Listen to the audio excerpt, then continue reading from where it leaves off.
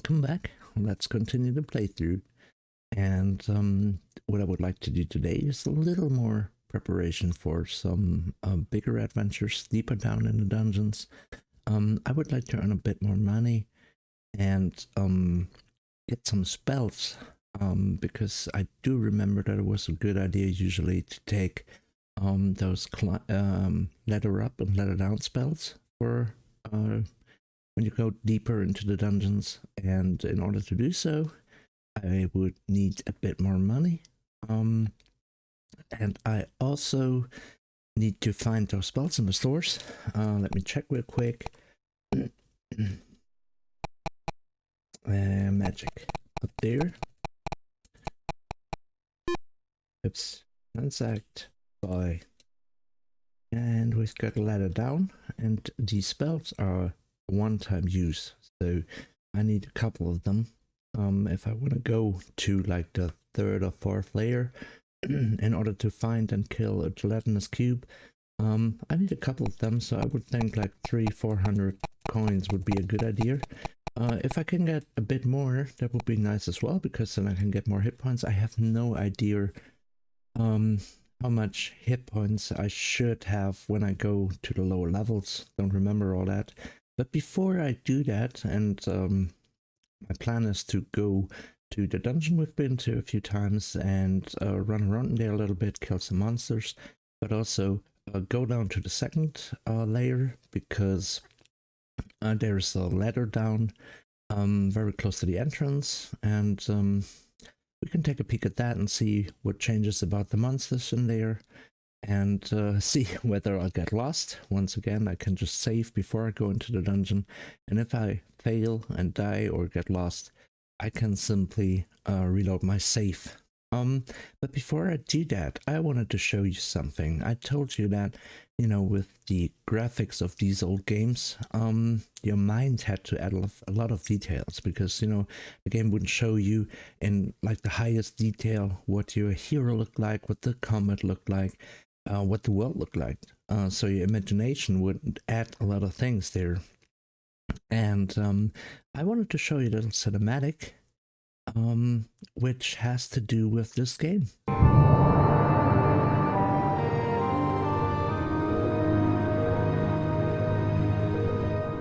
During the earliest span of the Age of Darkness, found in the writings of only the most aged of manuscripts, lived a world born of mystic arts and ancient sorcery, Sosaria. Despite Sosaria's enchanted origins, its people shunned magic, for its very use corrupted the souls of the unwary. But one man dared to awake the slumbering powers of alchemy, twisting the awesome power of the Gem of Immortality to his will and binding all of Sosaria to his corruption. Mundane, the wizard. His power was absolute, as the whole of the planet was gripped in his cruel embrace. Only the appearance of a stranger saved Sosaria from impending destruction. From whence he came, no one knows, but his strength and courage were without peer. In this stranger lay Sosaria's only hope. Only a traveler from the stars could release this world from Mundane's vile stranglehold. He would prove himself a savior, shattering the Gem of Immortality and defeating Mundane. But a deeper and more sinister evil was released with the destruction of the gem. For Sosaria was not free of the stone's power. The planet was still bound to the jewel's magic, even as it lay shattered upon the floor of Mundane's castle. For within each shattered remnant of the jewel dwelled a perfect likeness of Sosaria. Thus is the world in which you are born, live, and die. Britannia that was once Caesarea now exists as 1,000 worlds, each with its own peoples, history, and destiny. This Britannia is but one of many in the multiverse that is Ultima Online.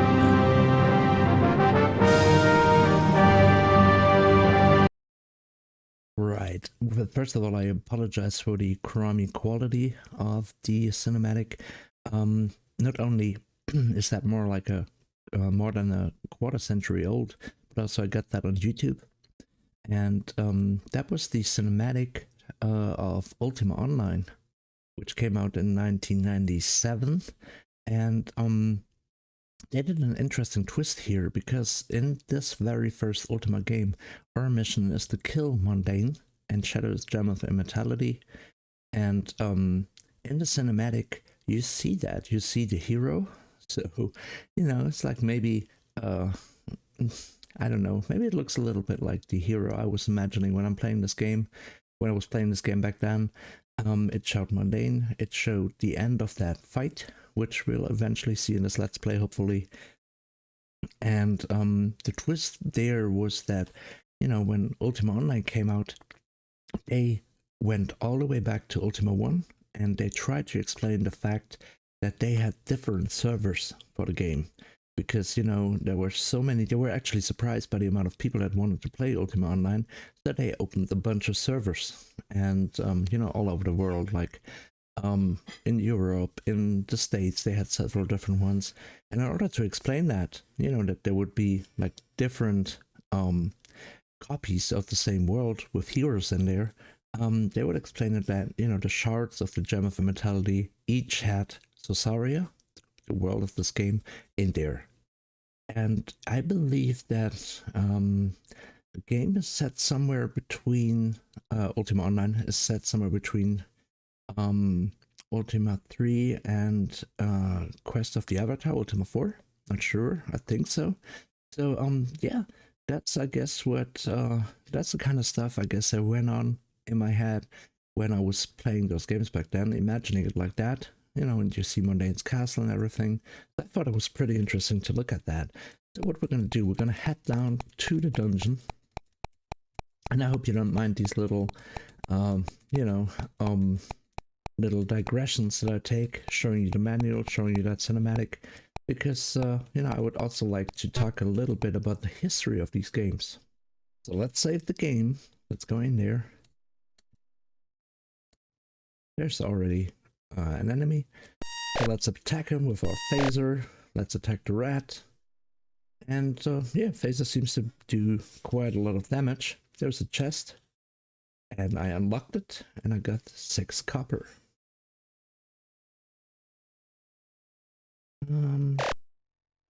Let's run around a little bit. Kill some enemies, and then we'll go down.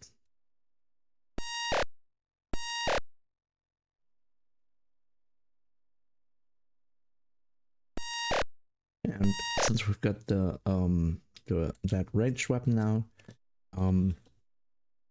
the phaser, we can kill enemies from afar. Okay, so let's go down to the second layer. There we go. And we've got a coffin there. Let's open that. 7 copper. Pretty simple layout so far. Hope we won't get lost. Oh, nice.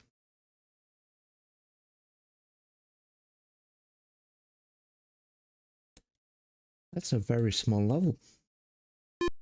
Oops. Shut the ranger. 1 copper, 1 silver. Okay, so let's try to memorize path I took.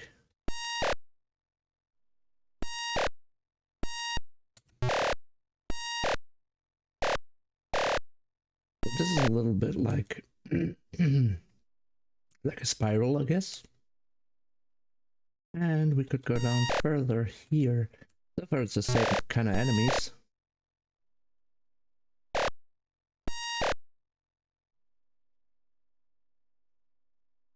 Should we go down one more? Yeah.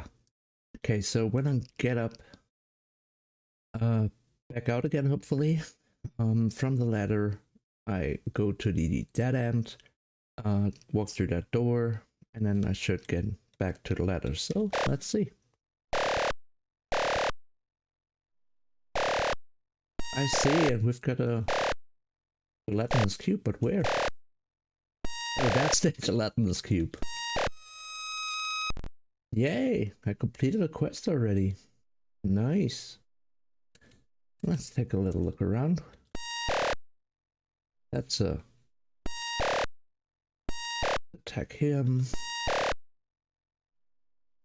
And I hit the orc. And once again, yesterday I said I now have. Let's kill a viper first. Yesterday I said, oh, I can't attack him. I was wondering whether I could actually miss with all that agility I now have. And I still can.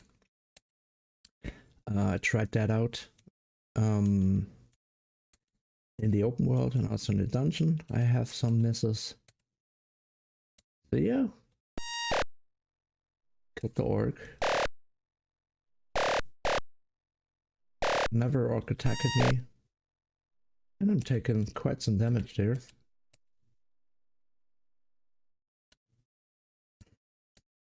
But it was pretty cool.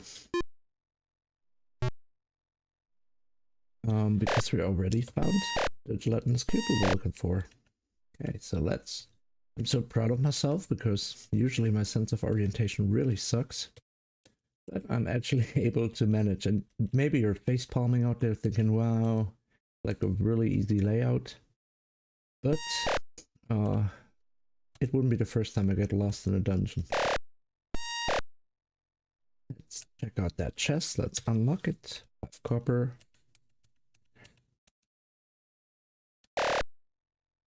There we go. And here's our ladder up. So let's climb up.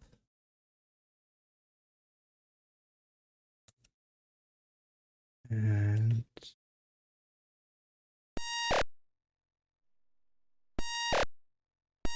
shoot some more enemies.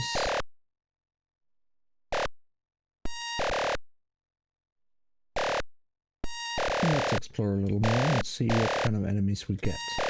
Around it here. There's the ladder down again. So we go through here. There's our exit. Another coffin. I wonder who keeps placing these coffins while I'm traveling around here. Whether there's some mental threats or something. And we're out. We made it. We do have less hit points now than we did before, I think.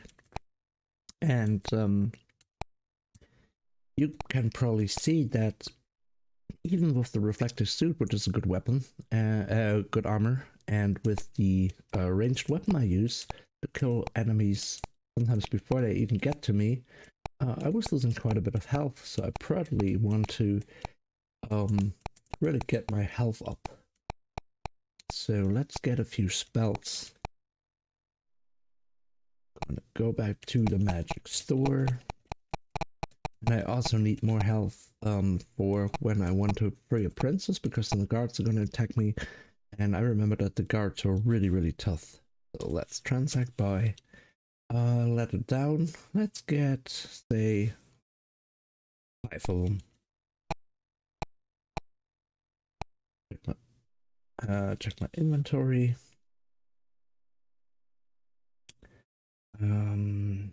The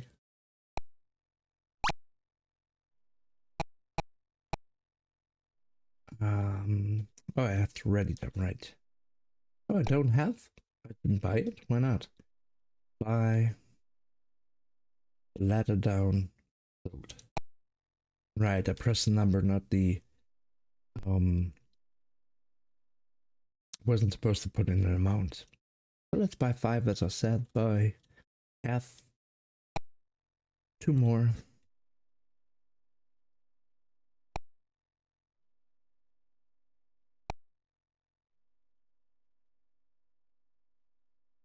Okay. Let's check our status. And I have 5 ladder down. So let's get out of here. Let's sell some weapons actually. Can do that. I don't need the rope and spikes. Transact, sell. I have no idea what the triangle does, so let's sell that.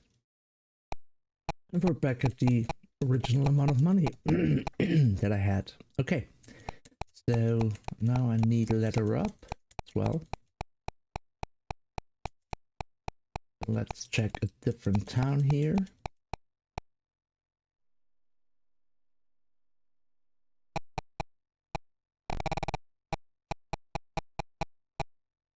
Transact by letter up, nice.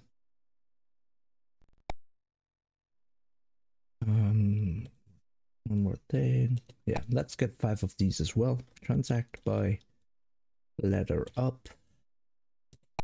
And you can see that they have specific lettering.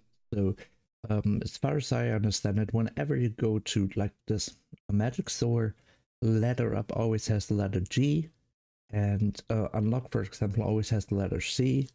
So I guess you know, that's some kind of like a programming thing where you assign a certain item to a certain letter for every store. Buy letter up. A bit clunky buying that way, but let's not forget how old these games are. Let's check. Oh, bought one too many, but that's not a problem. And what else we can do? Let's go back. I should have taken my horse, by the way. Keep forgetting that. Or the air car. Because I spend less food when I use one of these vehicles. So let's go in here. Let's board my air car. It also gets rid of the noise. I have to find the castle. Where was that? That's the signpost. Let's explore a little more. I should have like taken a screenshot of a map.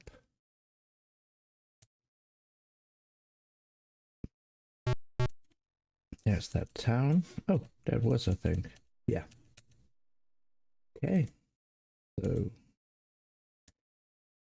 I want to go here because I completed the quest of this king. Transact. Valenor has completed a quest. For this I shall tell thee that it requires all 4 gems to launch a time machine. The king gives thee a red gem. Now here's a little story twist. You'll figure this out eventually, but let me just tell you, Mundane at this point is so very powerful that we can't just go in and kill him easily. We actually have to go back in time to the point when he was creating his gem and gaining his powers in order to destroy it. So we can't just waltz into his castle and take him out. We have to actually go back in time and kill him there. So one more thing I would like to do is talk to Lord British once more and spend the rest of my money on more hit points. And when next we meet, next time, I would like to take you around again to the different continents and do the quests of the other kings. I completed the quests by the kings here, which was to find the Grave of the Lost Soul, I think it was called, for Lord British. And for the king in the north, I did the Gelatinous Cube quest. And there are 6 more kings on the other continents, 2 on each, and we'll visit them, see what they have. I know that some of them will send me to find a certain place, and others will ask me to go into dungeons and find enemies there. So we'll need to do more farming. And then I'll eventually be able to use a time machine, and I'll also still have to go to space. And in order to do that, let me check once more. I was smart at looking about, you know, using pen and paper, writing down important prices. Let me check once again. The shuttle is 720. I need that. And I also already got the suit I need to wear when I get on a spaceship, because you either need to wear the vacuum suit or the reflective suit. I have the latter. So I should be set for space adventure once I have the shuttle. Need to bring a lot of money when I go up there. So next time we'll do some more quests for other kings. Hope you enjoyed this. Thank you for watching. Oh, and let me save the game. Ta-da! Bye-bye.